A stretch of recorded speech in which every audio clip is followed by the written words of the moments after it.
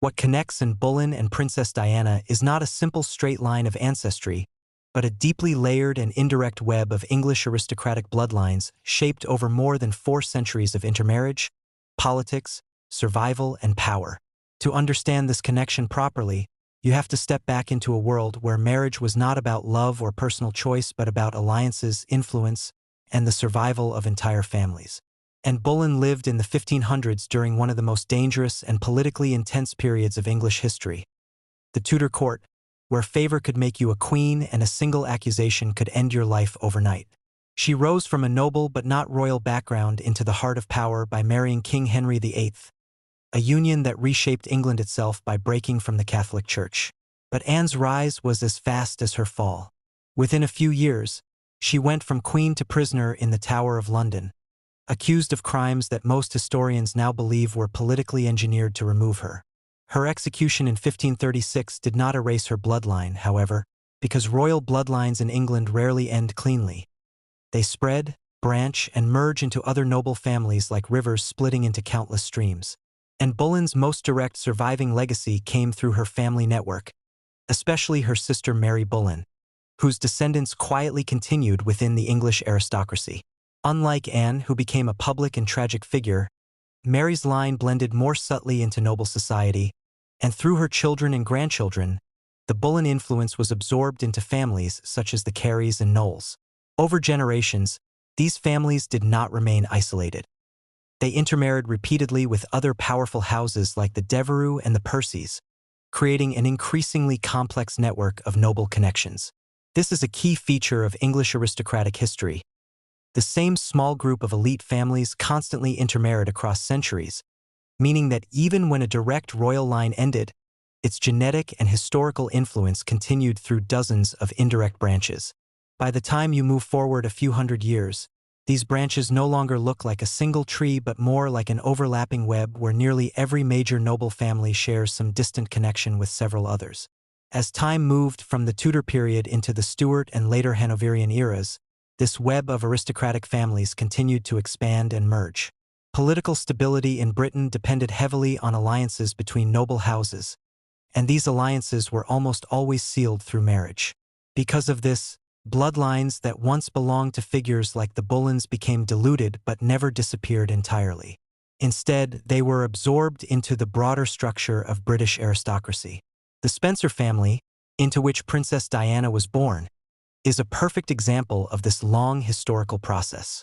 The Spencers were not royals in the traditional sense, but they were among the most prominent aristocratic families in Britain, with deep roots in nobility stretching back centuries.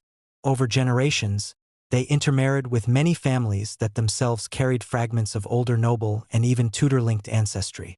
This means that by the time Diana was born in 1961, her family tree was already the result of hundreds of years of interconnected aristocratic unions, where many different historical lines had merged into one complex heritage. When historians and genealogists examine these connections, they do not find a single direct Anne Boleyn to Diana line, because that is not how aristocratic ancestry works in this context. Instead, they find multiple indirect pathways, where Anne Boleyn's extended family lines, especially through collateral relatives rather than her direct descendants, eventually feed into noble families that later intersect with the Spencer lineage. This type of connection is known as collateral descent, meaning the link exists through shared ancestors in side branches of the family tree rather than a direct parent-to-child chain. Over 400 years, these branches become so intertwined that many British aristocratic families end up sharing multiple historical connections without any single defining ancestor linking them directly in a simple way.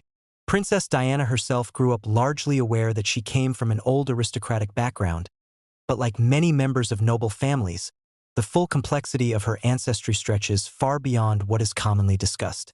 The Spencer family had been part of British high society for centuries, and their connections placed them in the same extended social and genetic ecosystem as families that had historical ties to the Tudor court.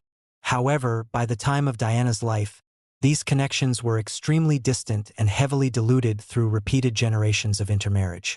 In practical terms, this means that while Diana can be considered a very distant relative within the same aristocratic network that once included Anne Boleyn's extended family, she is not a direct descendant of and herself in a simple or traceable line. What makes this connection so fascinating is not just genealogy but the reflection of how history repeats patterns through people and institutions. Both Anne Boleyn and Princess Diana became globally recognized figures who challenged, or were challenged by, the royal system they entered, and lived in a time where royal power was absolute and personal vulnerability was extreme, where court intrigue could determine life or death. Diana lived in a modern era where the monarchy was symbolic rather than absolute, but public scrutiny was amplified by global media in a way that created a different kind of pressure.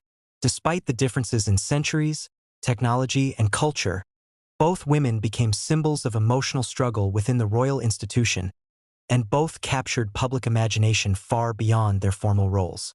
This symbolic similarity is often why people feel there must be a stronger, almost direct connection between them. The human mind naturally looks for patterns, especially when two historical figures share emotional or narrative parallels. But the truth is more structural than personal. The link between Anne Boleyn and Princess Diana exists because British aristocracy itself is a deeply interconnected system where centuries of repeated intermarriage have created a dense network of shared ancestry. Over time, individual identities become less about isolated bloodlines and more about being part of a continuous historical fabric. So when you ask how Anne Boleyn is related to Princess Diana, the most accurate answer is that they are connected not by a simple family line but by the entire architecture of English noble history itself. One woman helped shape the Tudor era at its most dramatic turning point, and the other became one of the most iconic figures of the modern monarchy. Between them lies a long chain of families, marriages, alliances, betrayals, and survivals that transformed individual bloodlines into a shared aristocratic legacy. It is not a straight road from one to the other, but a vast network where history does not end. It only branches, overlaps, and continues forward into new forms.